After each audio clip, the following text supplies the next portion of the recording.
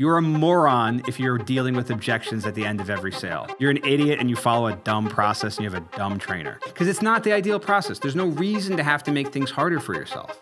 If someone says, I need to talk to my spouse before I make any decisions earlier on in the call, and you go, boy, I hope I convey enough value with my memorized presentation that when I do a quick option close at the end, they'll just move forward and forget that they told me they have to talk to their spouse. Right. You're a moron. Mm-hmm. And whoever told you to follow that process is equally as dumb, if not dumber, because they've seen this not happen over and over again. And the fact that they haven't noticed that this is a problem means you should stop listening to them. And they're not the greatest of all time.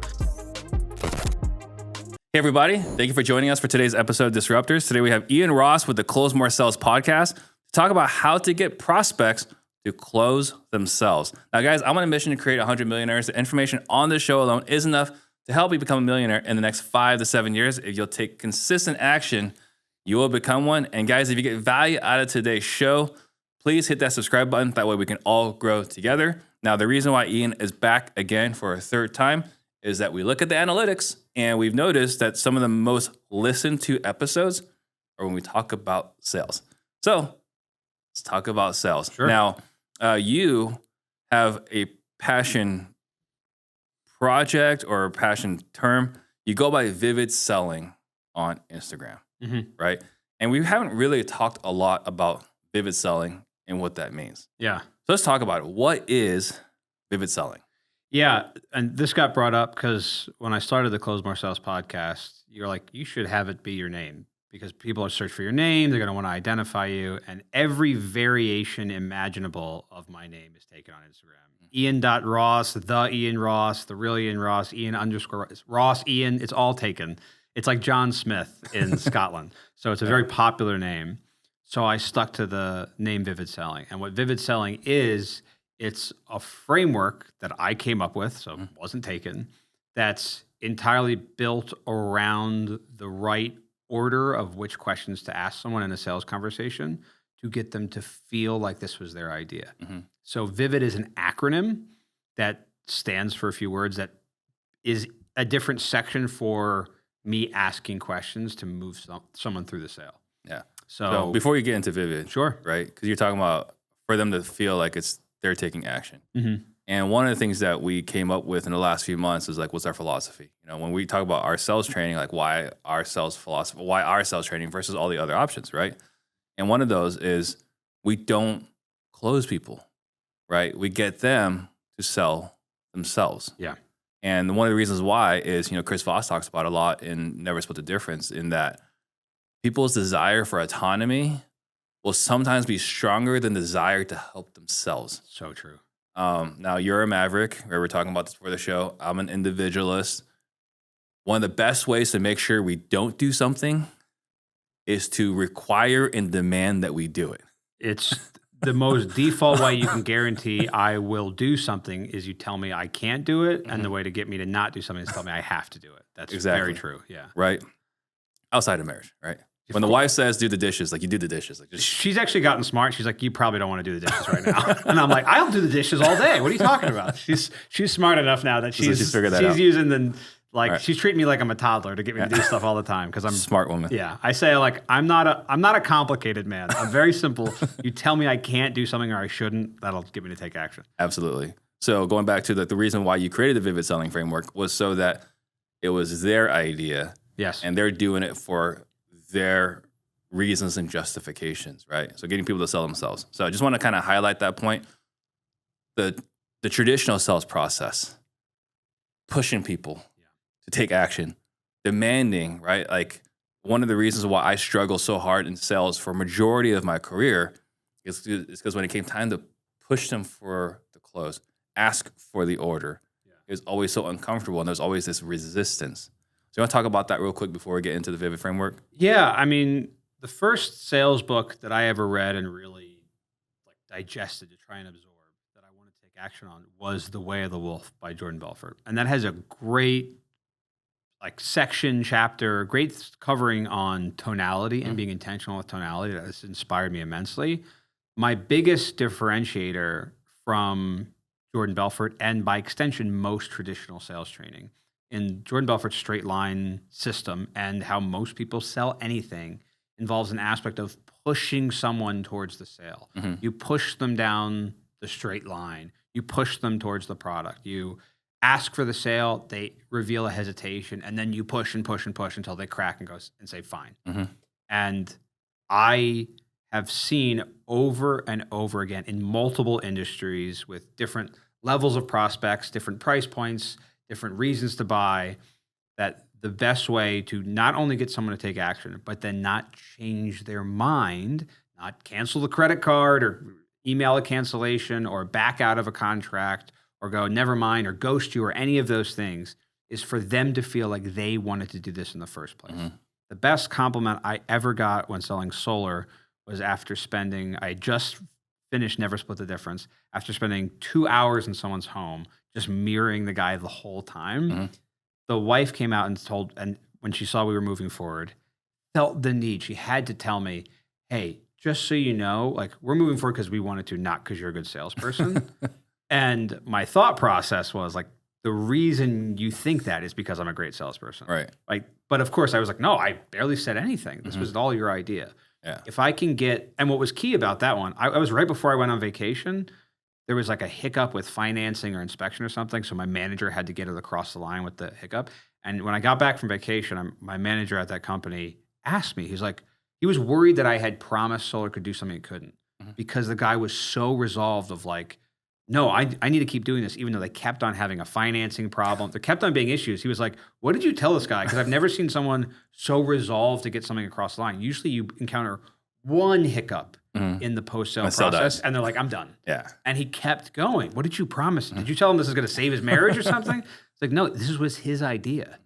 I had nothing to do with this. I just got out of the way in guiding you to make that decision. Yeah. And I want to kind of touch on this, right? Where she was saying, like, you're not a good salesperson, right? Right. And the way I always like to equate this in sports, you know, I can't remember who the Saints were playing. Maybe it was the Niners or whoever, but there was like a pretty blatant, transparent pass interference, right?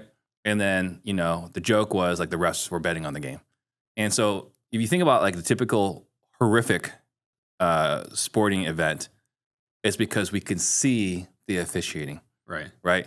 If you notice the refs, it's a bad ref. True. But if you don't notice the refs, then it's a well officiated game. Right. And I think this kind of lines up with your process of like they didn't see the sale happening. Right. Yeah. We've talked about not showing the seams of the sale a little bit, like showing the magic trick.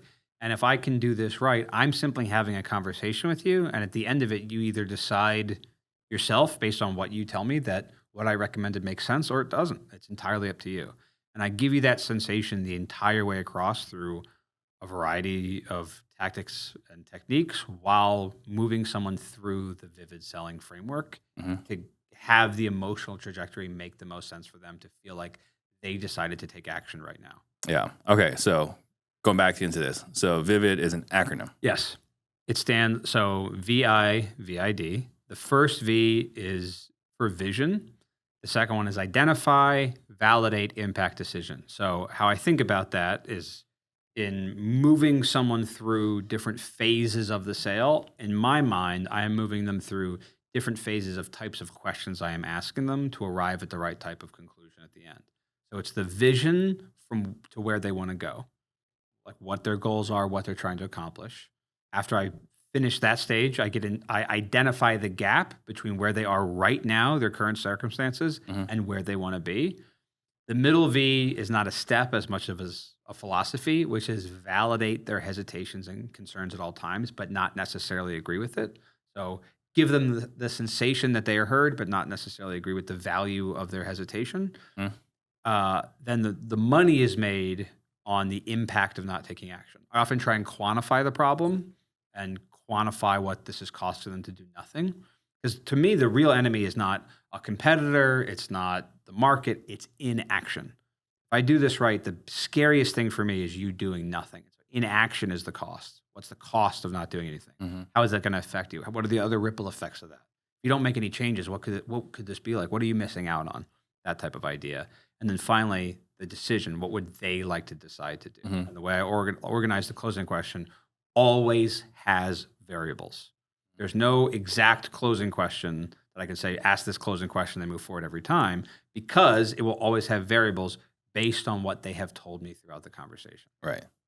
So starting with the first V, right? So vision. So then how do we build out this vision of where they want to go? It's so important. And also the reason I'm starting with vision, because other sales processes might say, find the problem first. And that's fine. There's an aspect of trying to justify that this is a lead worthy of running your sales process. So to me, the ideal emotional trajectory of a sales conversation is gain to pain to pen. Pen is deciding to sign and take action. If there's enough pain, we can skip the gain entirely, because pain is what causes action. It causes urgency to change it now. So many sales processes involve finding the problem, and then when I solve it, won't that be great? Sign here right now.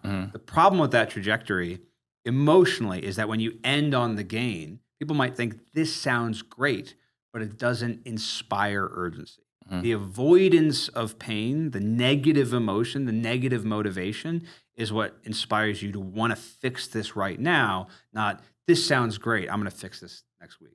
So even though you might still get plenty of sales ending on gain, you're running a substandard process because you're not creating urgency in the way you ask questions. So I'm starting with vision because it's not only does that give me the option to talk about what if you can't achieve that and create pain in taking away the gain you verbalize, but also it's easier for people to talk about positive things. If I start a sales conversation and go, what are you missing out on? You're going to be more on guard. You're not going to be willing to reveal to me all the nuances of what your real problems are because it's too early on in the conversation. We haven't built the right type of rapport, which is trust that I'm an expert worthy of telling your problems to. So I'd much rather start with easier questions that are easier to talk about, which is how great things could be. What do you want to change? So it depends on what you're selling.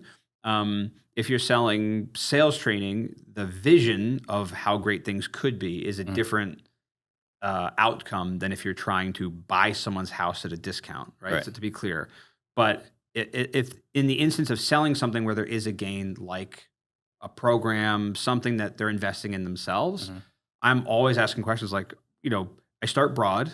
Almost all these start broad and get more specific. So it'd be like, what are some of your goals in the next 3 to 5 years? Okay, tell me a little bit more about that. Okay, if you're doing that, how much money would you actually be making?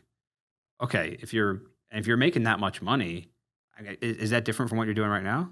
Okay, so if you're making that excess amount, what would your life look like with that excess?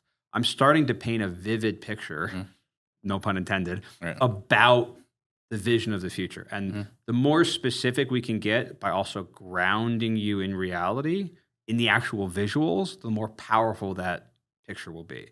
So I love talking about a moment in time, a sensation you could be at. So okay, if you were making, if we get you this, you're going to make an extra $20,000 a month. You're saying if your business worked out the way you want it. Okay, what would your life be like if you were making an extra almost $250,000 a year?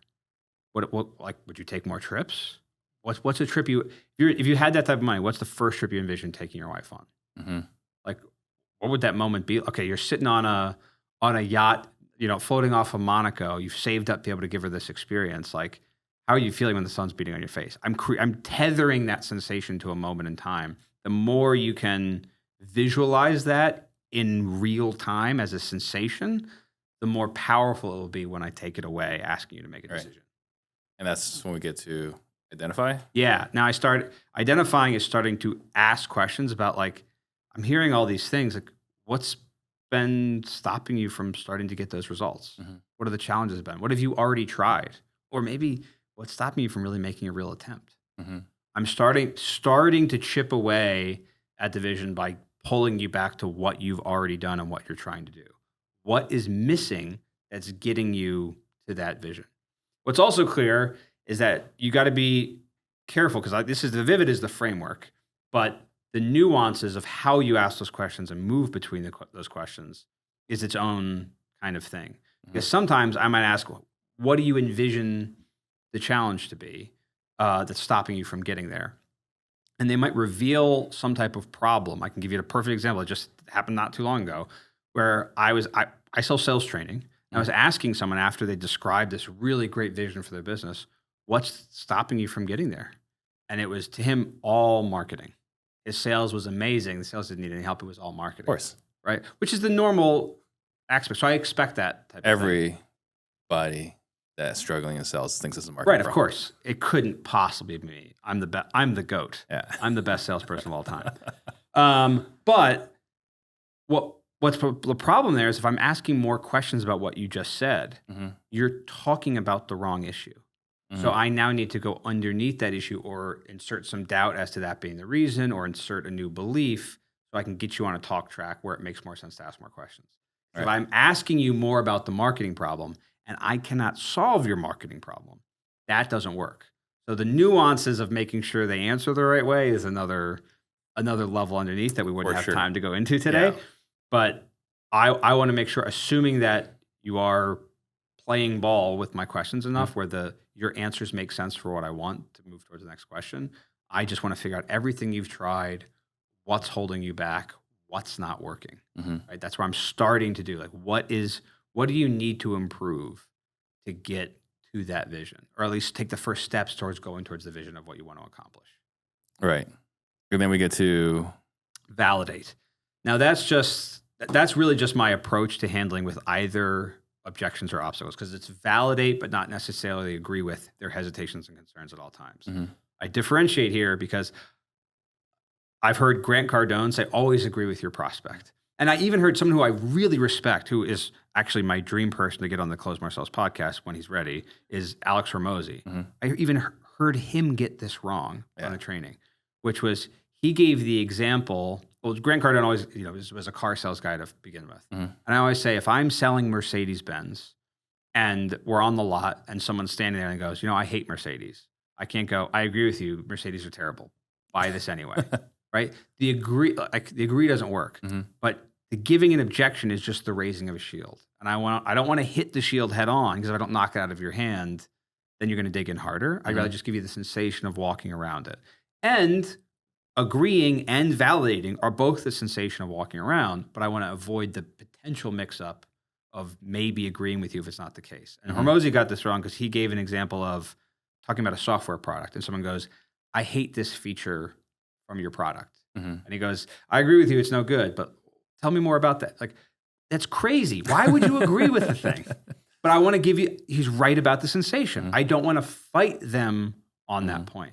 So I would say in the Mercedes example, I would say, I've heard that before. Typically, the reason I've noticed in the past someone doesn't like Mercedes could be because either they didn't like people they knew who drove it, or they had a bad experience with one particular model from the past. I'm curious, why is that coming up for you now?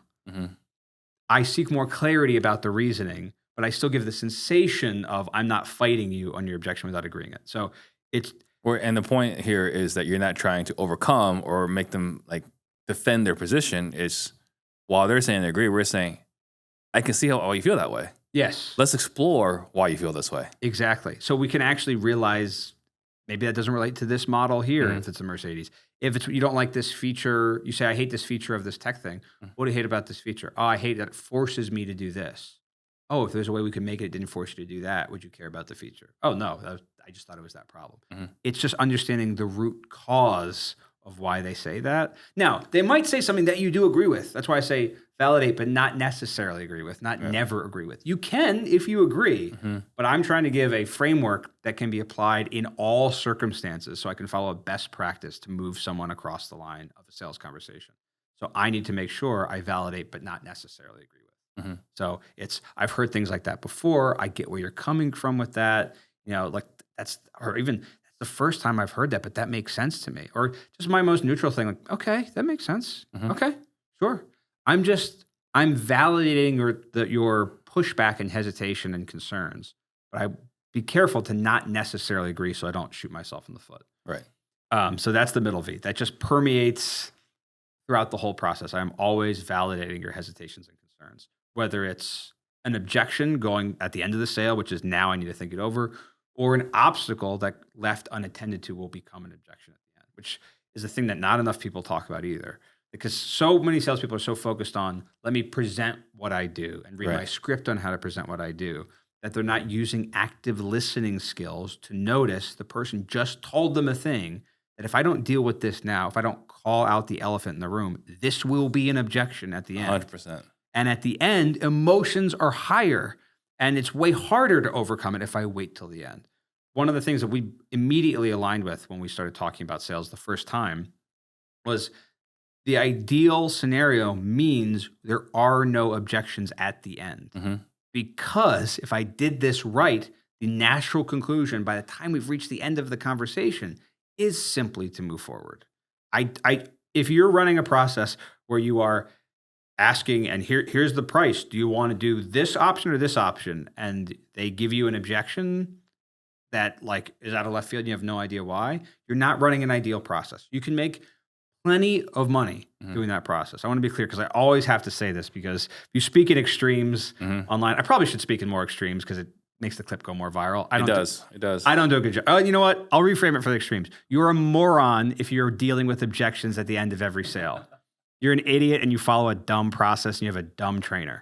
I'll say that there, okay? So, because it's not the ideal process. There's no reason to have to make things harder for yourself.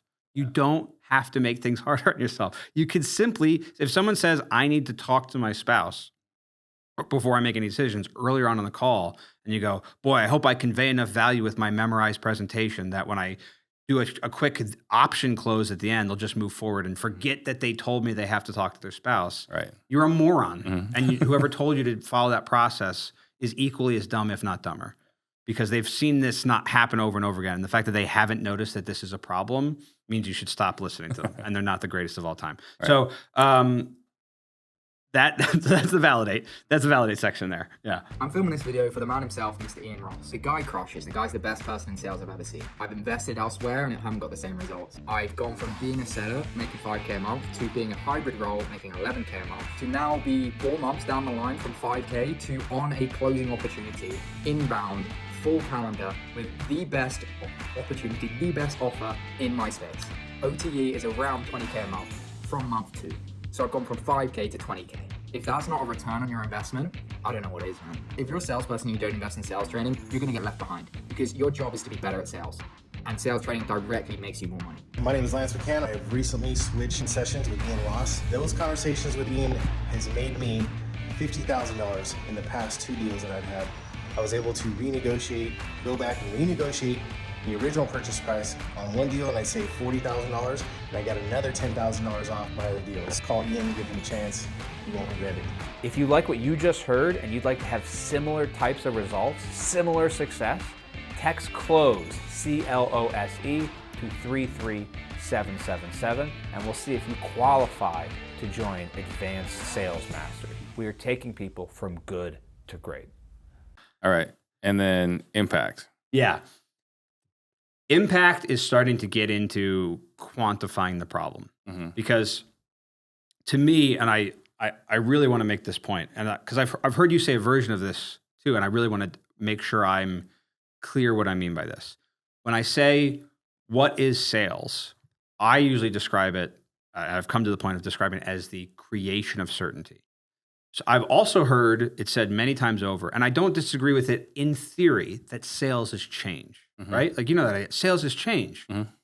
In the context of the professional, I don't think that is clear enough for what the goal should be. Because the real way, it doesn't say, is it a change for the better? Is it a change for the worse? Is it a change that involves transactions? Like, what is sales really? Sure, it's change, but as the professionals whose job it is to have a conversation where at the end they feel certain to want to buy, the most important thing is that your prospect feels like whatever they have to spend, whatever they have to give up to get the end result is minor in comparison to the benefits that they would be trading that for.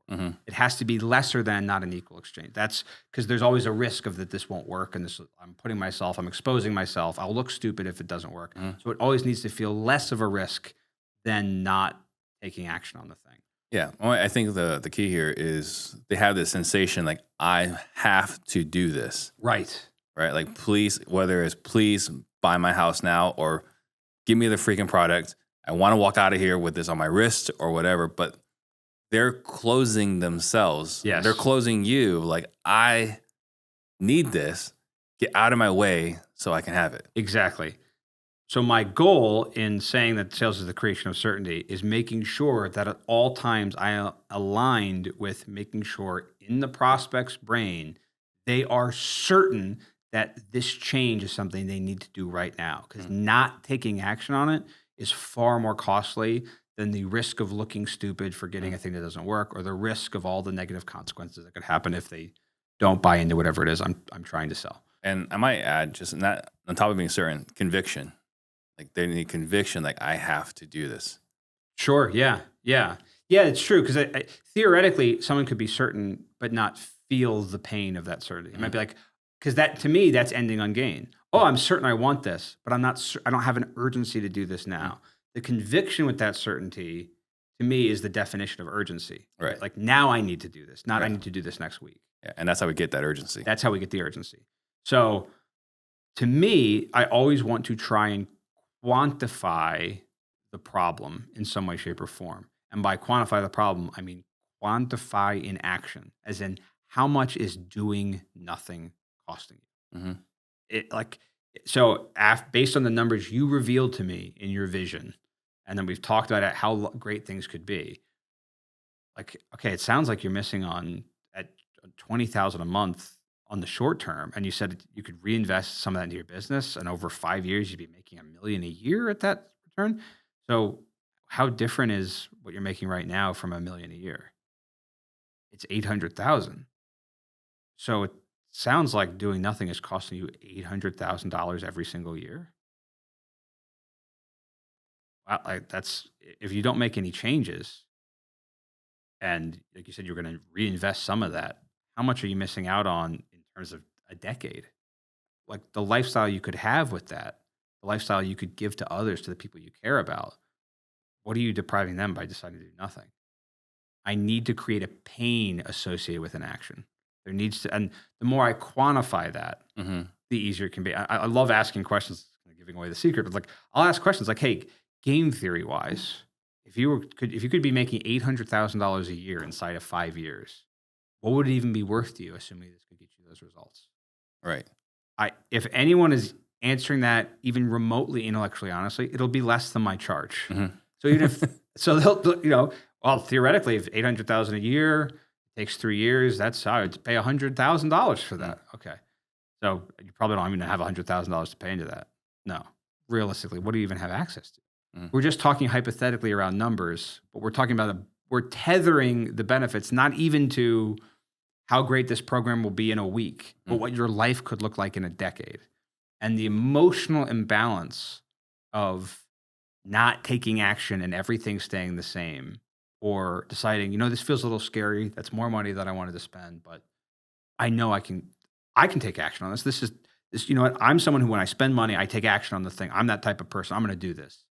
If I can do that right, then the way I talk about the impact of not taking action should give you a sensation of it's crazy for me not to take this risk for whatever the cost is, because of the vision I just verbalized to this person asking me questions. Right. Gotcha. And it's funny, I just had a call earlier today, and I was asking her like how much it's costed her, like not having their sales floor trained. And she's like, I mean, I think we've lost like 8 contracts so far. I was like, oh, how much is that? And it's like, oh, like 35,000. It's like, oh, okay, so maybe $250,000. And as we're going through, it's like, and that's just the ones you can remember. Yeah. Right. And then later on, she's like, saw what you did there. Good. So you're aware. Like we do what we preach. And then getting to decision. Yeah. So depending on what you sell, who's ever's listening to this podcast, and depending on how they're positioning things, there could be different ways you close it. Like my favorite closing questions always have variables in it, recapping what we talked about. And I've heard you say this on our a 2-day event, which is that when you are running your appointment, you're asking your questions to the person, and they're revealing to you all their pain. That is you gathering all the tools on the table that you are going to use to close the sale. Right. So how good my questions are, how deep I got you to go, what I got you to say to me is going to play into my variables for the closing question. So in the instance of selling sales training, in this instance, I might be like, okay, if we can, get you started on the program so you can finally get to the process of making that extra 20,000 a month so that you can not only take your wife on that trip, but also start reinvesting back into the business so that 5-10 years from now, not only will you be making not only $1 million a year, but you're not going to be missing out on seeing your peers pass you by as you've been afraid to take action on stuff so far. We can do all that, and it's not going to cost you 100 grand. It's going to cost you X amount. How should we prioritize this? It's so much more powerful because it's the words that they revealed to me. Exactly. I'm hitting the microphone. I'm so excited. It's so much more powerful because I'm using their words back to me and using their trajectory, what they want to do, to ask them how should we prioritize this? And I'll often say, hey, if we can do those things, do you even feel like that would be helpful? And they're like, well, yeah, I don't know if I have the money. Okay. Is it that you don't even have access to being able to pay for this thing? Or is it because you're not entirely sure, I could pay for it. I don't even know if I'll show up to the calls and take action on it. I'm letting you go no, I would show up I would take action. If I'm going to spend that money, I would take action on it. Yeah. Okay. So if you paid that amount of money, you would actually show up to the calls and go I'm going to apply this. Oh no, I'm the type of guy to do that. Okay. It sounds like that even by the very nature of choosing to invest in this would start you on the trajectory of getting those results, or am I missing something? No, I guess it would. You guess? No, it would. I'm always doubling down if I hear any certainty because I'm creating certainty in your mind, and I need you to verbalize that certainty if I want you to take action. I don't want to be the hero in the story of your life where you changed your business, you changed whatever you're doing. I'm simply the guide who pointed you in the right direction and let you go have your own journey. Yeah. And so this is all part of Vivid Selling. And guys, if you guys are getting value here, Ian has his own podcast. It's the Close More Sales podcast. So you guys can definitely check that out there. There's a couple different things here where I think you and I are slightly different. So you're talking about if someone's buying something, right?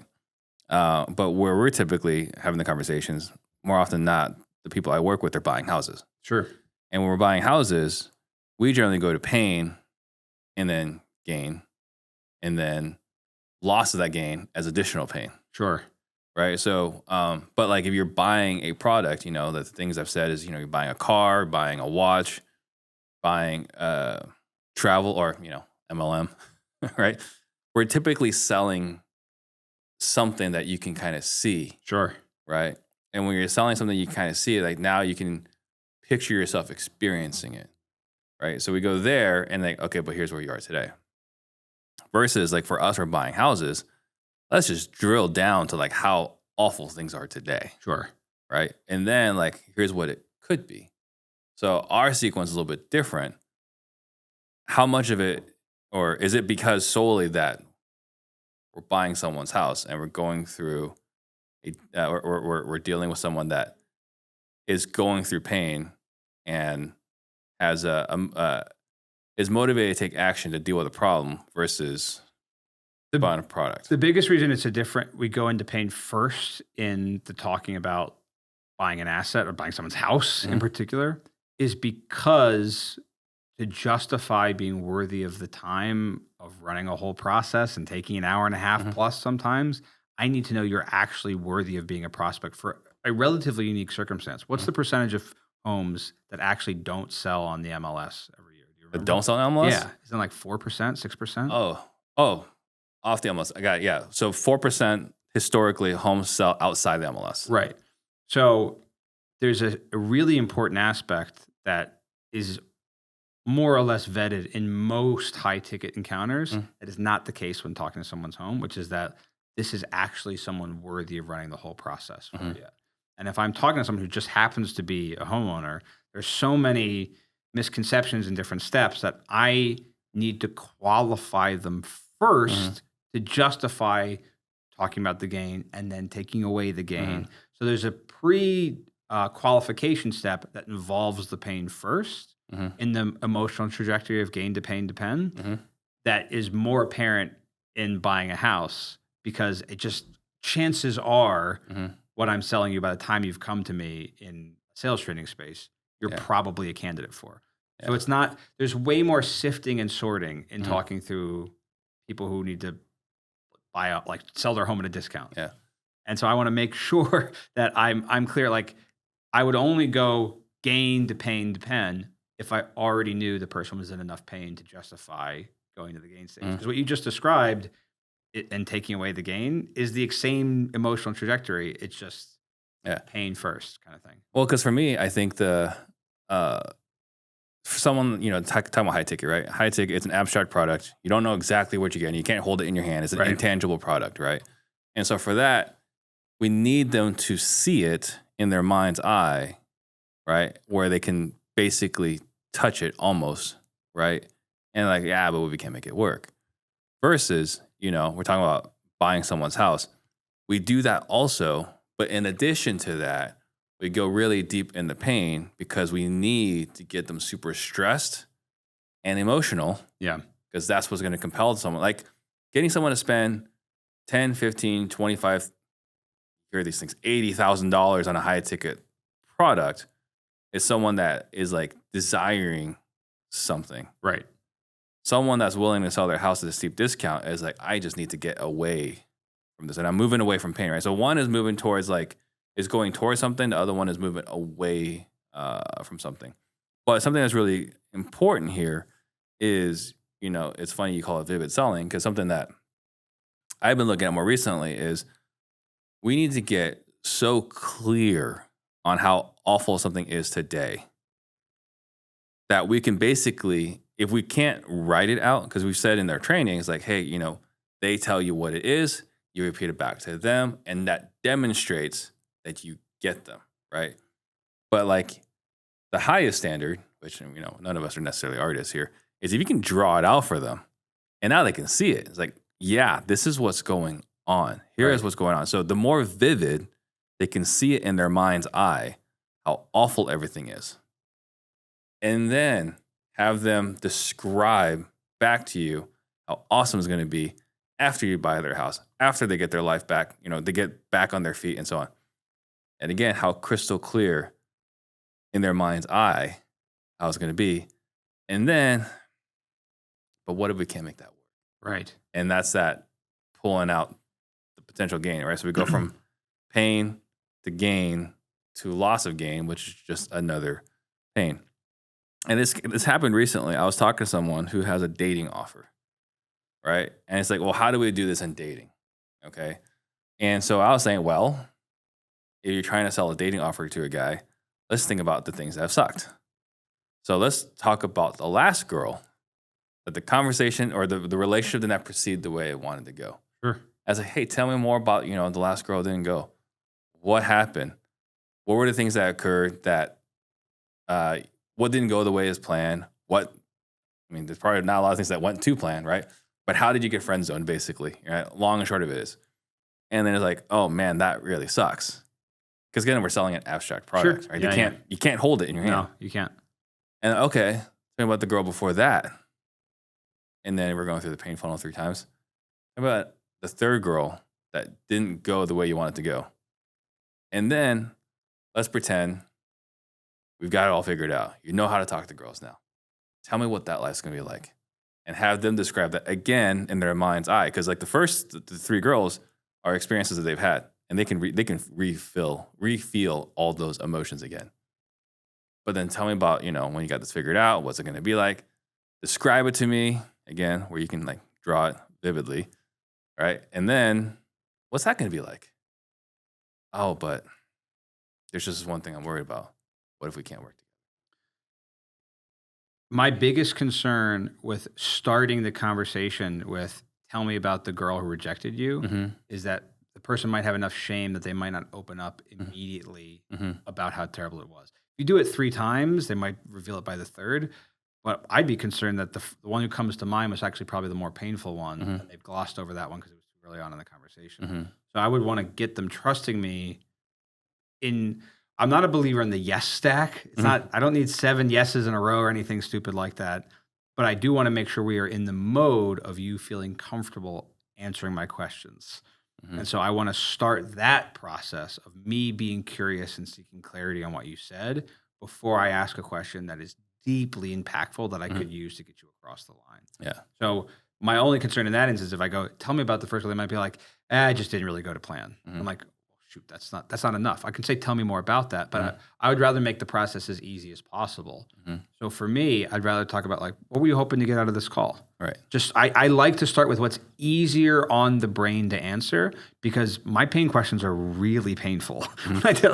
And so if I start that way, I run the risk of like butting heads with the prospect because I haven't built enough trust or got them in the mode of answering my questions enough so that it feels like they're comfortable revealing the underlying implications of how bad that was and the shame because someone saw them get rejected. Or I don't have any experience with the dating offer, but I'm thinking about if I were to like coach that process, my biggest concern would be the very nature of a guy willing to have that conversation. He might be more closed off if I started the conversation with that question.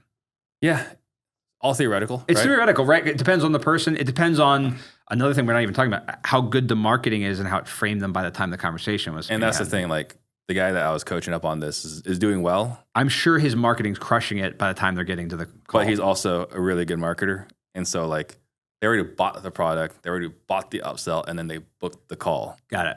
Right. So like because there's a little bit of negative self-admittance, right? There's a little bit of like, hey, I'm not a player. Right. So there's already a little bit of like, you had to be in such a spot where you admitted to yourself, because you have to admit to yourself you're not good with the ladies. Sure. For you to click on a Facebook ad, for you to go read the copy or watch the VSL. Yeah.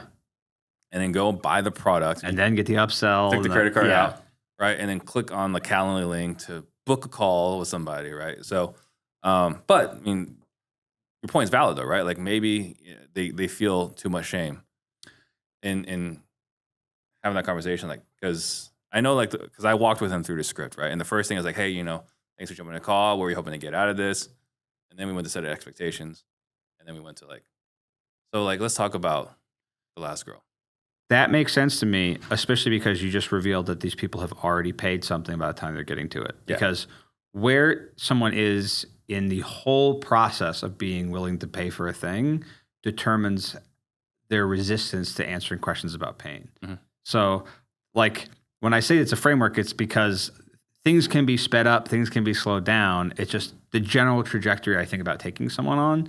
And if we're already at a place where I know they're qualified enough that I can go into those questions sooner by the very nature of when they raise their hand to have the conversation, that speeds up the process. And this is some of the stuff we're doing for some clients is that like some aspects like buying a house, like most people run a relatively similar process. There might be different marketing messaging. You might be doing it virtual or in person. Like everyone thinks theirs wholly unique compared to everyone else, but the nuances between companies acquiring houses is pretty minimal, right? In terms of other companies, it's selling a high ticket offer, an education product, selling a physical good. There's all these different nuances that would require some customization. It's hard to give a blanketed advice because I'm giving that answer before I realize that they've already swiped a credit card twice kind of thing before they're having the call. So that speeds that up a little bit. Yeah. And what I'm really excited about, right? Because, we recently rebranded the Disruptors. We're teaching people how to sell other products, right? Yeah. We just had a vendor sign up for, real estate sales master, or not real estate sales master, but sales mastery, where we're doing weekly coaching. But I brought up we're working with a guy who has a dating offer, right? One other one that, we've done a hypothetical. We haven't actually done this. But like we were like a physical trainer, I was like, hey, tell me more about this. How's it going? What have you tried? Did it work? Right. And then it's like, describe to me what's going to be like once you're in the shape that you want to be and you're going to parties, looking at you, what's that going to be like? Describe that to me. And this goes back to, we're talking about being able to draw the pain, being able to draw the gain. But one of the things that, for me, that's really important about having this vividly, again, no pun intended, right? So you did a really good job with that acronym, is that we want to have not just how crystal clear things suck at the moment and how crystal clear it's going to be when it's awesome, but if they can see that distance. Yeah. That goes back to the impact you're talking about. Mm-hmm. Exactly. We want you to feel this distance because that is it's like a rubber band. you can't stand that it's stretched, Right. and you want to close that gap as fast as possible. Right. Yeah. So, I mean, what is your perspective on that? Obstacle I hear from newer wholesalers is finding buyers for their deals. Because unless you've built a massive buyers list or have a huge dispo team, you might struggle to move your deals. So when we started working with InvestorLive, we've been able to reach new buyers and sell deals faster at higher prices. We can see buyers in our area, their contact information, and with the new AI capabilities, connect with the buyers most interested in our deals based on the algorithms. We can also see who's clicked on our deals, how many pictures they clicked on, and how long they spent looking at it, and finally, what actions they took after engaging with our deals. We are now connected with thousands of buyers in our markets, and we now know exactly where we are with each deal and what next steps to take. If this sounds like something that would resolve or help your dispo process, I highly encourage you, go to the website, put in Disruptors for 10% off, so you can focus on locking up deals and less time worried, stressed, and frustrated about finding buyers. I mean, I completely agree. Like, and also like, there's some other ways, especially when you're having conversation, that you really can get someone to even feel more emotion and initiative, to feel more personalized to them. So in the instance of, and this is the stuff I go into my program, which is, it's not meant for people just getting into sales, because the stuff we go into is far too advanced. It will go way over your head if you're like, when do I ask for the sale? If that's your thing, like, we have stuff for you. We can send you courses and stuff, but like, to be worthy of the time of what I want to dive into, it's really nuanced. So by even the nature of the way you describe your pain to me, the words you choose to use to describe it, I will orient questions around gain as the inverse with the same type of pain, using the same type of words. People are familiar with this in neurolinguistics programming, as like someone describes something kinesthetically. I also want to use kinesthetic if it's audio, visual. An example could be, is this happened not too long ago. Someone was describing the pain for his wife getting the divorce. He's like, I feel like I got the rug ripped out from under me with this divorce, and like now I'm dealing with all these challenges. If he's describing his pain as the rug ripped out from under me, I'm like, hey, do you feel like if we got this taken care of for you so you could be in the next situation with your kids, you're going to finally feel like your feet are like, now your feet are planted on the ground going forward if we could get this done? I'm using an inverse of the same type of language you use that will connect with how you visualize pain in the way I'm asking the question to get you to start visualizing the success. And it doesn't come through it doesn't come through telling, it comes through asking. So I'll use the language that you like, yeah, it would. And then you talked about painting that vivid picture. The way I do that, I mean, I am willfully ignorant once you start down this path so that you keep talking. So if I go, do you feel like that would, now your feet would be planted on the ground if you could move forward? You go, yeah, I would. I would go, how so? Mm-hmm. Start speaking. Start telling me in your words how things would be. Even though I just described it, I want you to do it. And if I'm doing this right with tone, because tone is incredibly important and not covered enough in sales, how to actually do this in a way that doesn't make people go, whoa, or like I have certain things I've done, like softening questions. When I know a question is going to be particularly harder for them to answer, like what's the greatest challenge with this? I will soften it by making it easy to answer, like, hey, I'm curious, and because you know your situation better than me. If there's one thing about what you just said that's like the hardest thing to deal with, what do you think that would even be? I've softened it. If I just go, what's the hardest thing about that? You're like, I don't know, right? There's all these different, that's the nuances of the in-between. Mm-hmm. The framework is the general trajectory we take someone through. So if I do these nuances right, you've described some of the stuff I do as like putting the thumb on the scale. Mm-hmm. When I would argue the thumb is nothing. I have a magnet under the scale. By the time it's done, you have no idea why you felt so compelled, like, I need to do this right now. And this is what we're trying to teach people to do. Because it sounds very like Jedi mind tricky, like, wow, like it's so cool that you can do this. But I'm not interested in trying to impress people with my sales skills. My goal is to train other people to do the exact same thing. Mm-hmm. This is like, I try and emphasize this point on my sales training. I'm like, this is not the wow, Ian's so good at role playing with us show. That does nothing for me but stoke my ego, which is not the goal of this. I want to make sure you get actionable results and can do a version of the same thing, selling the way you sell based on your personality. So you're not hearing objections, you're just moving someone through the process naturally to get them to want to take action. And that tension between how great their life could be and the pain for their exact same circumstances, if you ask the questions right and use language that taps into that person's brain, that makes it feel even more customized to them because of how they verbalize their pain, they won't even realize why. They're like, yeah, that tension it's going to snap. I need to do this now. I mean, when they have that level of interest, you could even pull back. Like, I mean, are you even, if you did this now, do you even feel like you would hop on the calls and take advantage of this? I'm pull back even more because I need you to be like, yes, yes, yes. I'm like, yeah, but not today. Like, I want to pull back as much as possible so you are selling yourself. Yeah, and again, it goes back to we get prospects to sell themselves. Yes. And one thing you touched on a moment ago is the elements of personality, right? So like, there's all sorts of different. There are a lot of people teaching sales, right? We mentioned Grant Cardone with agree, right?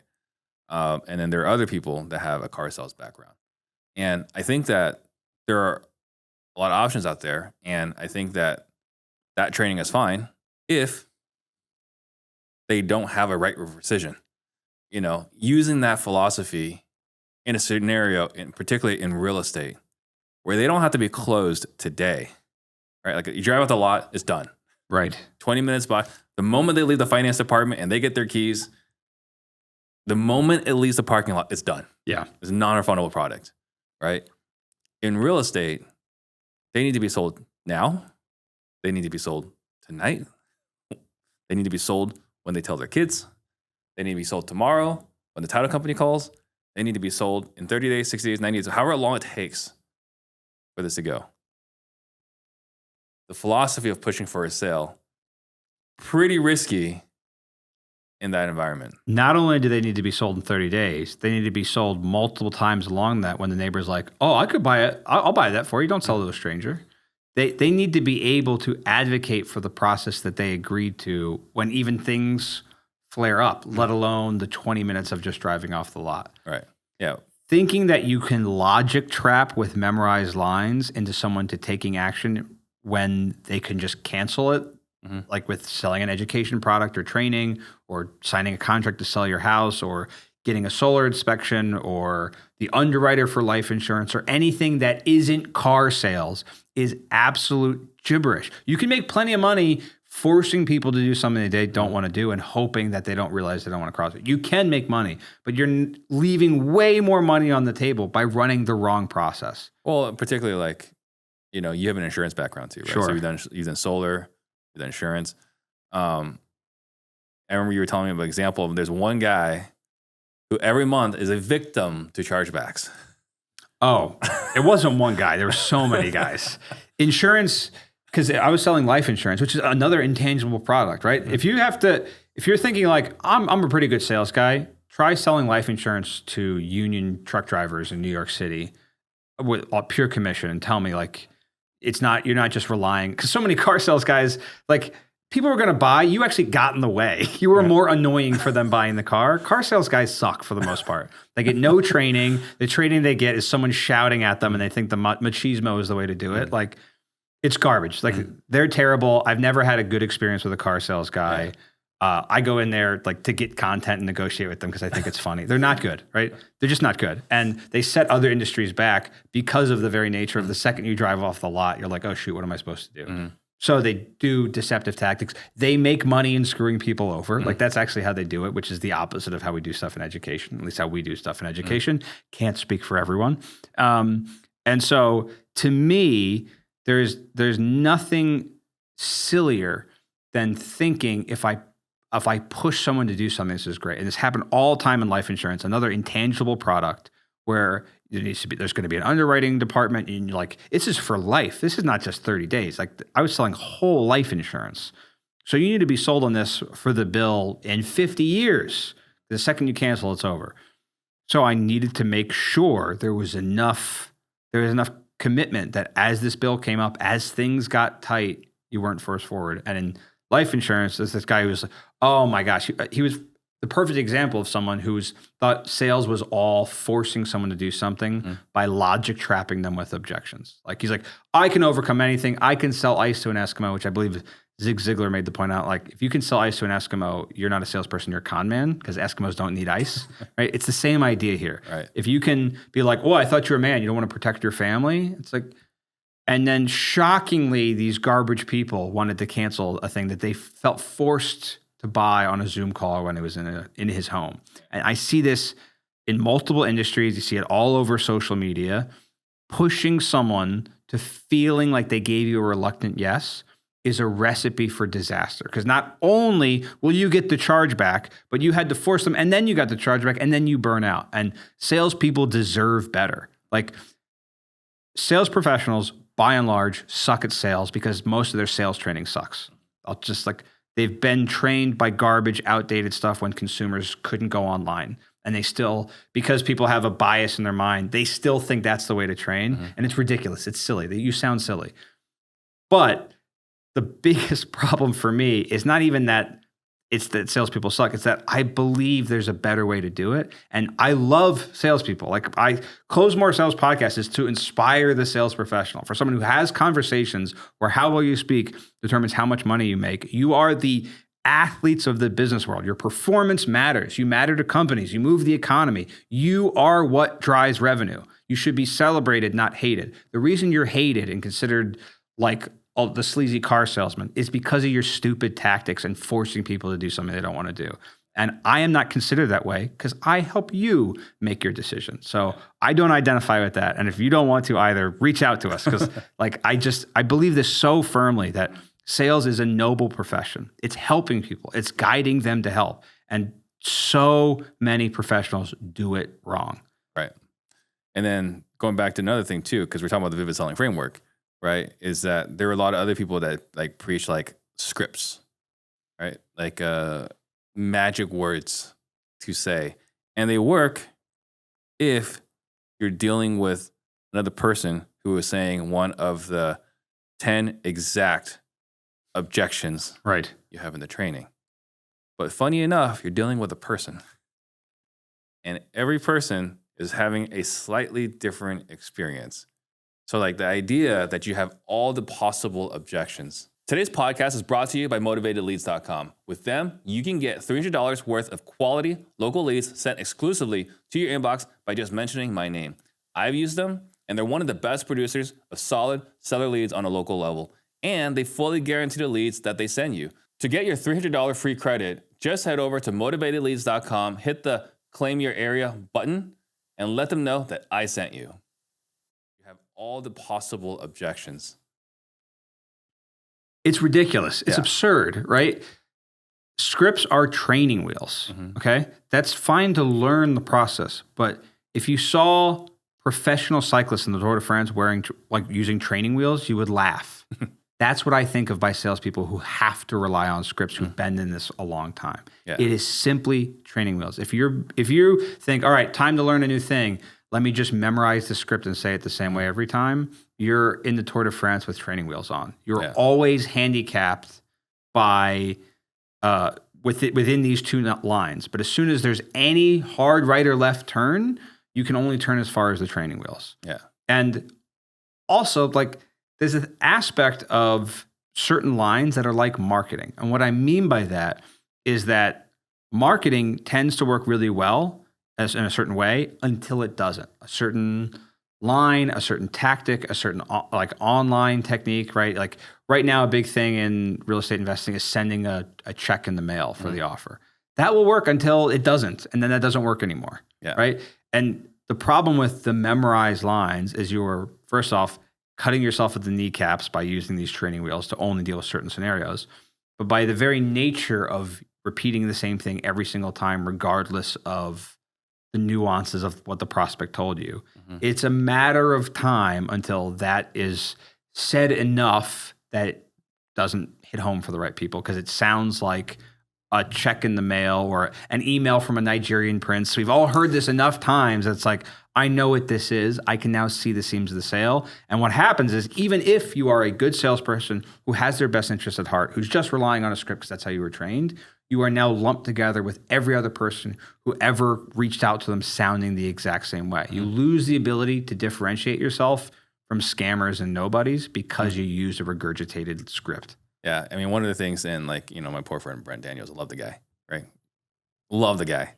But everyone knows the TTP script. The TTP script is a victim of its own success. Yeah. Because that script was so popular, now your joke is that more homeowners know that than wholesalers, which is probably true. Right. Which means it loses its effectiveness. It's not that those words were bad. They were really good the first time any homeowner heard it. That's exactly my point. So, but if they didn't take action on it and someone else read that script, even if the person calling the second time could offer more money, had the better interest at heart, was going to treat them right, you are lumped in with the person who sounded the first way. So if you are relying on a script you got given from your company, you downloaded online, or worse, paid a guru for, chances are it's a matter of time until you're just being lumped in with other salespeople saying the exact same thing. Yeah. We teach frameworks so you can sell based on how you talk. You can sell on your personality. You can sell how you are in a way that gets them to want to take action themselves. Exactly, right? And like Ian and I, obviously we have a lot of alignment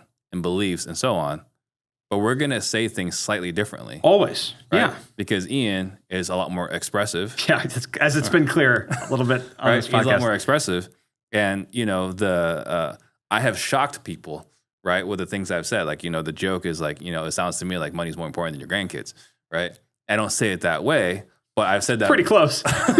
I've said it multiple times. Yeah. And I kind of, I have this, I won't say it's a reputation, but like, it's kind of funny that you'll say this to another person, and every time I say it, like, people that hear it is like, they're shocked, but like the homeowner is like, no. Like, my kids are more important than, my grandkids are more important than money, right? And then they go the direction I wanted to go, that they also wanted it to go, right? And so you can see here, we have the same frameworks, but we approach it slightly differently based off personality. So that's the reason why we have, we just relaunched with objection-proof selling. I think one of the things that's really important, we're talking about getting good in sales, is become objection-proof. And the way we do it is that we sell based off of frameworks. We got the Vivid Selling Framework, which is a very large part of what we do as far as, our Disruptors selling process. So we have that. We have matching the personality. And with the framework, we're dealing with the objections well before we go for the close. Yeah. Right. So if you guys are interested, go to objectionproofselling.com. From there, you can kind of see what our frameworks are. So just check it out. Right. And then definitely for sure, check out the Close More Sales podcast, because if you think Ian was impressive here or interesting or fascinating in any way whatsoever, They definitely all thought that, all the things. you get to hear it every week with the Close More Sales podcast. So was anything here we didn't cover that we wanted to make sure we touched on? No, I mean, to reiterate your point about the personality thing, I tell everyone all the time, because I get asked a couple times, I've heard this maybe 3 or 4 times now, which is that I want to be like a mini version of you. I want to sell like you. And it's a very nice compliment, but the reality is it's almost the wrong thing, because I am me. I'm a very unique individual. I'm well aware of that. You call me crazy all the time for the amount of things I'm doing for different things. And I'm interesting, right? I mean, I'm my own guy. Yeah. So I wouldn't say crazy. I would say I'm interesting. I say insane. But the real goal is not to sell exactly like me. It's to touch on all the features that I touch in terms of a framework, to take someone on the right emotional trajectory so that it feels like their idea, but to sell like you. Because if you are trying to sell in a way that's not how you are, and every professional salesperson, anyone who's ever done anything like this knows what this feels like, you are exhausted. You're burned out. You're trying to be something you're not. You're trying to have enthusiasm when you don't. You're trying to force someone who didn't want it. You're trying to do something that doesn't feel authentic to who you are. Yeah. And we would much rather have you sell how you are while touching all the points of a framework and dealing with the objections before they ever even become objections. It's the idea of objection proof, is that if you actually do this right, I don't hear the objection at the end of the sale. I'm just dealing with obstacles and then reframing them and moving them into the reason why you want to move forward anyway. And then you go, like, yeah, I guess that makes sense. And we just continue on. We are objection proof because it's not objection free. Everyone still throws out things that are reasons and hesitations to not move forward. But I don't hear them as objections when you follow our process, selling the way you could sell, because you dealt with them ahead of time. So by the time you reach the end, they just feel like, yeah, this is my conclusion. I want to move forward. Yeah. And on top of that, like some of their objections weren't really objections. No. You know, they're really just like things that they'll say out of reaction. Yeah. They're not sure where they are, and then they'll just kind of say something to maybe throw you off your game. You know, the example I've shared before is, you know, my house isn't for sale, but they had submitted an inquiry to sell their house, right? So we just say, you know, congratulations on the sale of your home. It's like, no, I haven't sold my home yet. Oh, but you were able to take care of that issue we were talking about before. No, I haven't. I don't understand. And I was like, well, here's what's going on. So they're still actually interested in selling a house. They just didn't want to talk about it at that moment. Right. But a lot of people, we hear an objection, we're just super curious. The way we approach that curiosity is maybe different, Sure. and counterintuitive, but we're exploring what everything means. Right. So yeah, again, guys, if you guys are interested, check out the Close My Sales podcast with Ian on iTunes, YouTube. And then, if you guys want to check out what we have to offer with objection proof selling, if you want to become objection proof, go to objectionproofselling.com. Anything you want to leave the listeners with?